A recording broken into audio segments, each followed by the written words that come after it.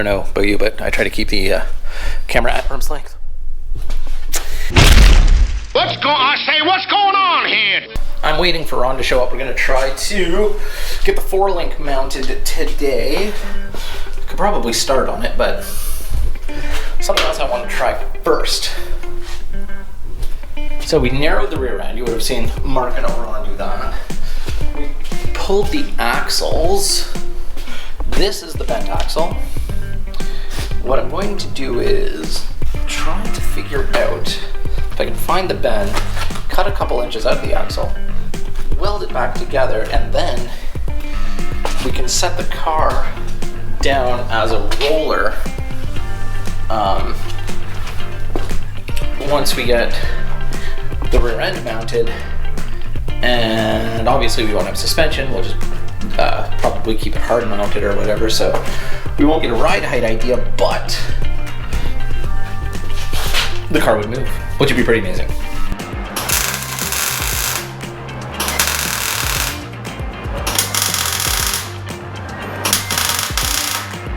Four-link just means sausage. Alright. Get the idea? Coming along.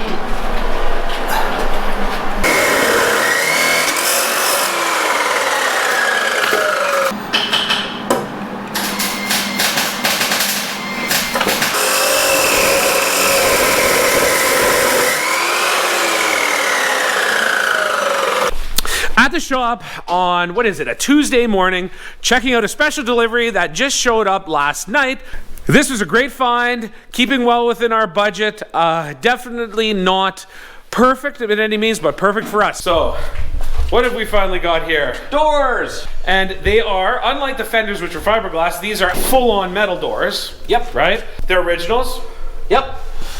Is there any story behind them? Well, I mean, they're rough, right? Missing all the internals and stuff. This one's got the window though, which is cool. Well, this window. It was the classic case. No one wanted them because they're kind of a mess of parts, and so the guy ended up having them up for cheap. Basically, he did a 2-for-1. That one was kind of thrown in. Why was it thrown in? Just because it's missing a little bit more. It's got a little hole in the front, all that kind of stuff. But it does give us a passenger and driver's side door. And no dents. I mean, the paint and stuff on them is horrible, but of course I don't think it would be good at this point. we can fix this. That's pretty easy to do there. So they came from Southern Ontario somewhere. Our buddy Terry picked them up for us. Many thanks for doing that, Terry. Sometimes it's hard when we live this far up north to go and pick things up. YouTube name is Terry, but if you post it, we'll tag you in the video. That's right. Let us know. This one comes with bags. Oh, it does have the actual latches on it still. Oh, and it's the door mechanism's still in there. Well, I mean, that's more than I thought, actually. All right.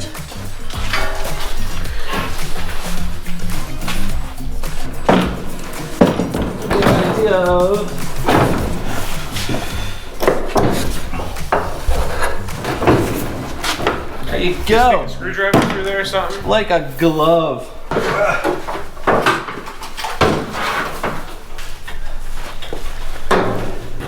Oh, giving us an idea. At least if we do that. Oh, there, it's kind of hanging. Yeah. Oh. Almost car-like. What you got going on right here? Oh, that's my axle. That's today's job. And so it's not like a real axle. I just need to weld it together and get it a little bit straight so we can plunk it back in the rear end so we can actually drop the car onto its wheels and roll it around a bit and see where we're at. Then, we can kind of figure out our ride height and stuff, where we want it to be. I think then we'll do all the finish welding on the frame parts and probably start working on the front end. Ooh, try to find a steering column. I'm walking around like a chicken with my head cut off today. So, an epic strut. That's how they do it, right? Maybe not.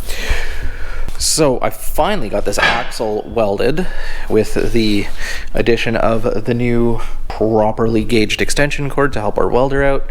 And I didn't show you attempts on welding the axle A through E, but this would be attempt axle. If you know it, you know it. So there we go, we're rolling.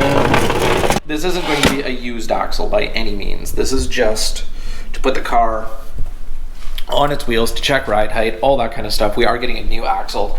So what I'm gonna go do in a minute. So I started grinding the mounts off the housing, the old mounts. I'm just gonna come over and pop all these parts off. And then I'm gonna slide that axle in and see where we're at.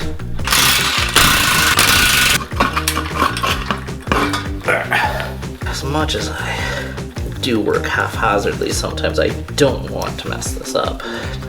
Really don't need this gasket. I mean, I will in the future, but not for right now.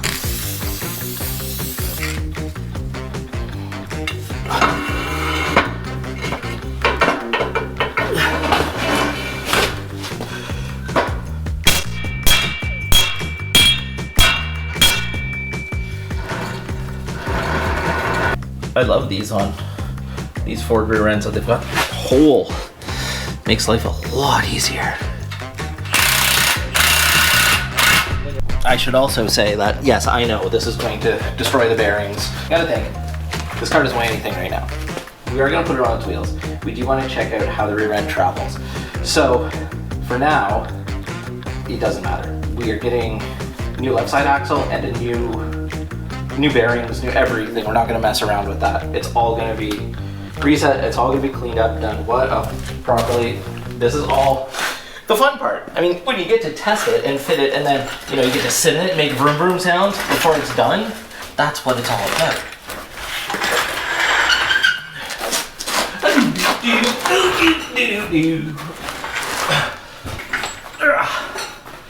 Hernia!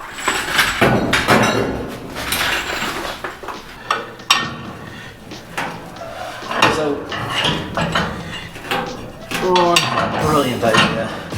Well, put this rear end in, and it was actually welded solidly in place when we mounted the 4-link stuff.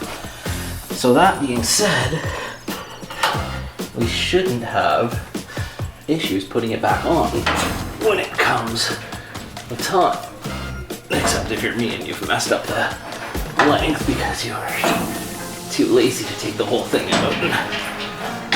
Look at that.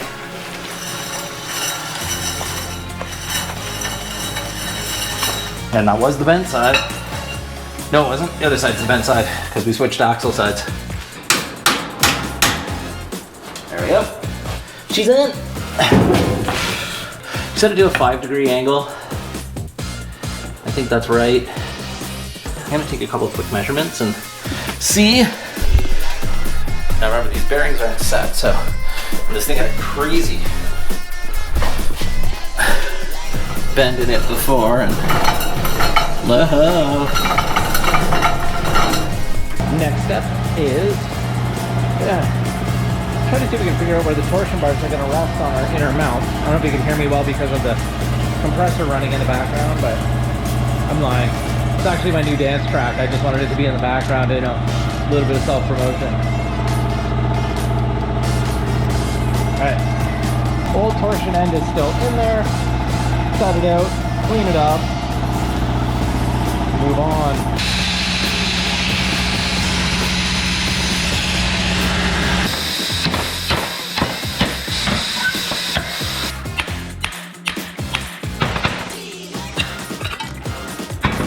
Later.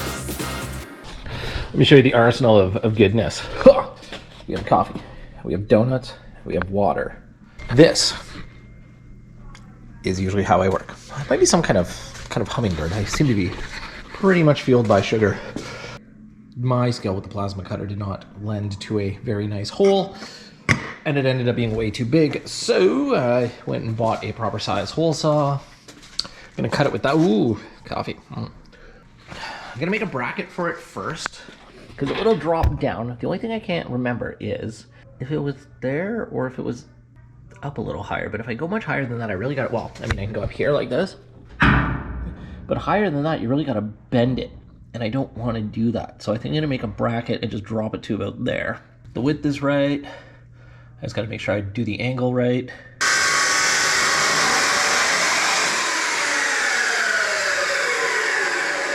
Something I've learned, wear gloves. I'm just not going to use part of the saw. I'm going to use the dun. Ding. Oh, bought one of these things. It's apparently to just punch holes.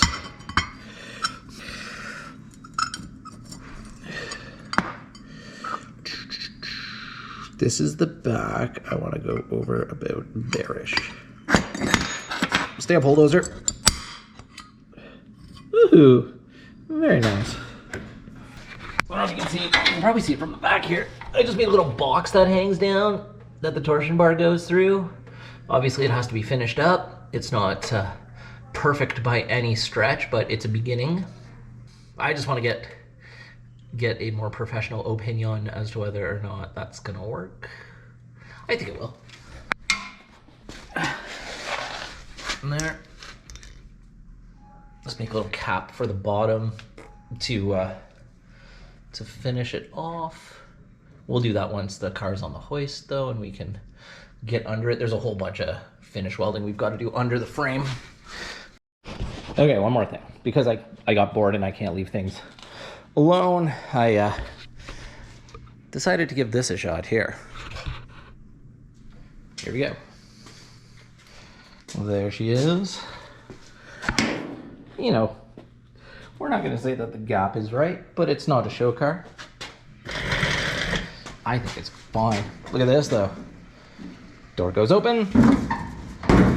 Door goes closed. You can't ask for much more than that. I'm pretty damn happy about that one.